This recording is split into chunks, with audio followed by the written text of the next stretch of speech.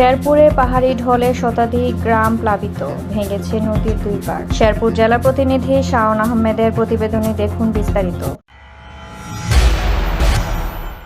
2 দিনের টানা বর্ষণ আর ভারত থেকে নেমে আসা পাহাড়ি ঢলে শেরপুরের ঝিনাইগাতীর মহারশি, নালিতাবাড়ির ভোগাই ও চেল্লাখালী নদীর পানি বৃদ্ধি পেয়ে বিপদসীমার উপর দিয়ে প্রবাহিত হচ্ছে। এছাড়া কয়েক স্থানে ভেঙে গেছে নদীর বাঁধ। এতে জেলার শতাধিক গ্রামের নিম্নাঞ্চল প্লাবিত হয়েছে, পানিবন্দী হয়ে পড়েছে শত শত পরিবার। শুক্রবার 4 অক্টোবর বেলা 11টার আপডেট অনুযায়ী শেরপুরের নালিতাবাড়ি উপজেলার ভোগাই নদীর নাকুগাঁও পয়েন্টে 172 সেন্টিমিটার, নালিতাবাড়ি পয়েন্টে 56 সেন্টিমিটার এবং চেল্লাখালী নদী বিপদসীমার 526 সেন্টিমিটার উপর দিয়ে প্রবাহিত হচ্ছে বলে জানিয়েছে পানি উন্নয়ন বোর্ড। কৃষি বিভাগের তথ্য মতে জেলায় গত 24 ঘন্টায় 225 মিলিমিটার বৃষ্টিপাত হয়েছে। পাহাড়ি ঢলের পানি প্রবেশ করেছে ঝিনাইগাতী গ্রাম উপজেলা শহরে। এতে প্রধান সড়ক, বাজারের অলিগলি ও অফিস সহ বিভিন্ন শিক্ষা প্রতিষ্ঠান ডুবে গেছে। আকস্মিক ঢলের পানিতে প্লাবিত হওয়ায় বিপাকে পড়েছেন স্থানীয় বাসিন্দারা। রাতভর বৃষ্টিতে প্লাবিত হয় নিম্নাঞ্চলের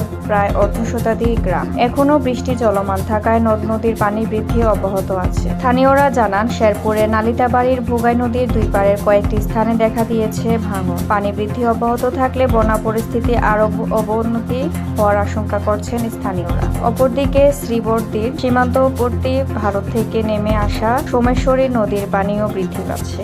সেই সঙ্গে পানিতে ডুবে গেছে শত শত পুকুর, সবজি ও ধানের ক্ষেত। বর্ষণ ও পাহাড়ি ঢল অব্যাহত থাকলে চরম বিপর্যয় নেমে আসার আশঙ্কা করছেন স্থানীয়রা। তবে এখনো প্রশাসন বা জনপ্রতিনিধিদের কোনো সহায়তা তারা পাননি বলে জানান বন্যা দুর্গত এলাকার পানিবন্দী বাসিন্দারা। Mahjabin Sadia, news desk, daily news Bangla 24।